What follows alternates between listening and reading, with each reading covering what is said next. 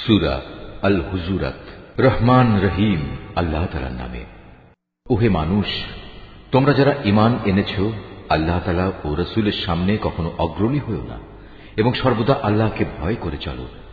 আল্লাহ তাআলা নিঃসন্দেহে সবকিছু শোনেন এবং দেখেন। হে ঈমানদার ব্যক্তিরা, কখনো নিজেদের আওয়াজ নবীর আওয়াজের উপর উঁচু করো না এবং নিজেরা যেভাবে একে অপরের সাথে উঁচু গলায় আওয়াজ করো, নবীর সামনে কখনো সে ধরনের উঁচু আওয়াজে কথা বলো না। এমন যেন কখনো না হয় যে তোমাদের সব কাজকর্ম এ কারণেই বরবাদ হয়ে যাবে এবং তোমরা তা জানতেও পারবে না। যারা আল্লাহর রাসূলের সামনে নিজেদের গলার আওয়াজ নিম্নগামী করে রাখে, তারা হচ্ছে সেসব মানুষ যাদের মন মগজকে আল্লাহ তাআলা তাকওয়ার জন্য যাচাই বাছাই করে নিয়েছেন। এমন ধরনের লোকদের জন্যই রয়েছে আল্লাহর ক্ষমা ও অসীম পুরস্কার। হে নবী, যারা তোমাকে সময় অসময় তোমার কক্ষের বাইরে থেকে ডাকে, তাদের অধিকাংশই নির্বোধ লোক।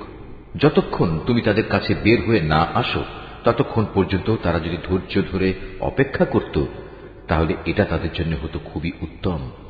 আল্লাহ তাআলা ক্ষমাশীল ও পরম দয়ালু। হে ঈমানদার ব্যক্তিরা, যদি কোনো দুষ্ট প্রকৃতির লোক তোমাদের কাছে কোনো তথ্য নিয়ে আসে, তবে তোমরা তার সত্যতা পরখ করে দেখবে। কখনো যেন আবার এমন না হয় না জেনে তোমরা কোনো একটি সম্প্রদায়ের ক্ষতি করে ফেললে এবং পরে নিজেদের কৃতকর্মের ব্যাপারে তোমাদেরই অনুতপ্ত হতে হল। তোমরা জেনে রাখো, সিদ্ধান্ত দেওয়ার জন্য তোমাদের মাঝে এখনো আল্লাহর রাসূল মজুদ রয়েছে। আর আল্লাহর রাসূল যদি অধিকাংশ ব্যাপারে তোমাদের মতেরই অনুসরণ করে চলে, তাহলে তোমরা এর ফলে সংকটে পড়ে যাবে। কিন্তু আল্লাহ তাআলা তা চাননি বলেই তোমাদের কাছে তিনি ঈমানকে প্রিয় বস্তু বানিয়ে দিয়েছেন। তোমাদের অন্তরে সে ঈমান আকর্ষণের বিষয় করে রেখে দিয়েছেন। আবার তোমাদের কাছে কুফরি, সত্য বিমুখতা ও গুনাহের কাজকে অপ্রিয়, অনাকাঙ্ক্ষিত বিষয় করে দিয়েছেন। এরাই হচ্ছে সঠিক পথের অনুসারী। এ হচ্ছে আল্লাহ তাআলার এক মহা অনুগ্রহ ও নিয়ামত। আল্লাহ তাআলা সর্বজ্ঞ ও প্রবল প্রজ্ঞাময়। মোমেনদের দুটো দল যদি নিজেদের মধ্যে যুদ্ধ বাঁধিয়ে বসে, তখন তোমরা উভয়ের মধ্যে মীমাংসা করে দেবে। অতঃপর তাদের এক দল যদি আরেক দলের উপর জুলুম করে, তাহলে যে দলটি জুলুম করছে তার বিরুদ্ধে তোমরা লড়াই করো, যতক্ষণ পর্যন্ত সে দলটি সম্পূর্ণত আল্লাহর বিচারের দিকে ফিরে না আসে। হ্যাঁ, একবার যদি সে দলটি আল্লাহর বিচারের দিকে ফিরে আসে, তখন তোমরা দুটো দলের মাঝে ন্যায় ও ইনসাফের সাথে মীমাংসা করে দেবে এবং তোমরা ন্যায় বিচার করবে, কেননা আল্লাহ তাআলা ন্যায় বিচারকদের ভালোবাসেন। মোমেনরা তো একে অপরের ভাই। অতএব বিরোধ দেখা দিলে তোমাদের ভাইদের মাঝে মীমাংসা করে দাও।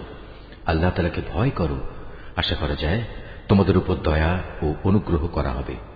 ওহে মানুষ, তোমরা যারা ঈমান এনেছ, তোমাদের কোনো পুরুষ যেন অপর পুরুষকে নিয়ে কোনো উপহাস না করে, কেননা এমনও তো হতে পারে যাদের আজ উপহাস করা হচ্ছে তারা উপহাসকারীদের চাইতে উত্তম। আবার নারীরাও যেন অন্য নারীদের উপহাস না করে, কারণ যাদের উপহাস করা হয় হতে পারে তারা উপহাসকারিণীদের চাইতে অনেক ভালো। আরো মনে রাখবে, একজন আরেকজনকে অযথা দোষারোপ করবে না, আবার একজন আরেকজনকে খারাপ নাম ধরেও ডাকবে না, কারণ একবার ঈমান আনার পর কাউকে খারাপ নামে ডাকা একটা বড় ধরনের অপরাধ। যারা এই আচরণ থেকে ফিরে না আসবে তারা হবে সত্যিকার জালেম।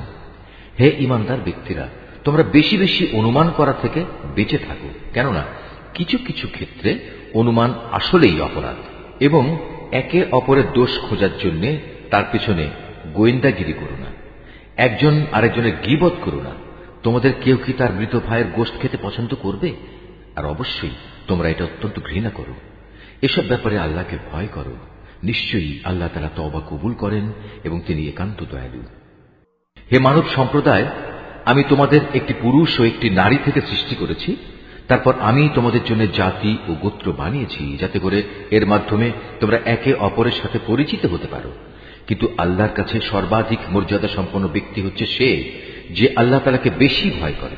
অবশ্যই আল্লাহ তাআলা সব কিছু জানেন এবং সবকিছুর পুঙ্খানুপুঙ্খ খবর রাখেন। এ আরব বেদুইনরা বলে, আমরা তো ঈমান এনেছি। তুমি বলো, না, তোমরা সঠিক অর্থে এখনো ঈমান আনোনি। তোমরা বরং বলো, আমরা তোমাদের রাজনৈতিক বশ্যতায় স্বীকার করেছি মাত্র, কারণ যথার্থ ঈমান তো এখনো তোমাদের অন্তরে প্রবেশই করেনি। যদি তোমরা সত্যি আল্লাহ তাআলা ও তার রাসূলের আনুগত্য করো, তাহলে আল্লাহ তাআলা তোমাদের কর্মফলের সামান্য পরিমাণও লাঘব করবেন না। আল্লাহ তাআলা নিঃসন্দেহে পরম ক্ষমাশীল ও একান্ত দয়ালু।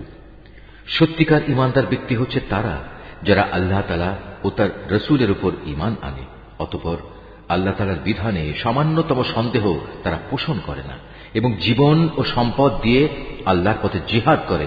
এরাই হচ্ছে সত্যনিষ্ঠ। যারা তোমার কাছে এসেছে তাদের তুমি বলো, তোমরা কি তোমাদের দ্বীন সম্পর্কে আল্লাহ তাআলাকে অবহিত করতে চাও?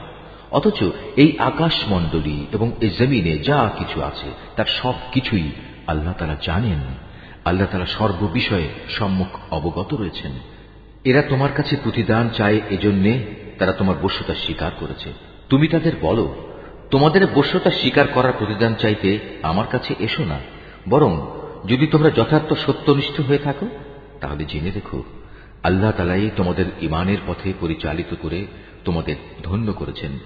নিশ্চয়ই আল্লাহ তাআলা এই আকাশমণ্ডলী ও পৃথিবীর যাবতীয় অদৃশ্য বিষয় সম্পর্কে অবগত আছেন। এই জমিনে তোমরা যা করে বেড়াও তার সব কিছুই আল্লাহ তাআলা পর্যবেক্ষণ করেন।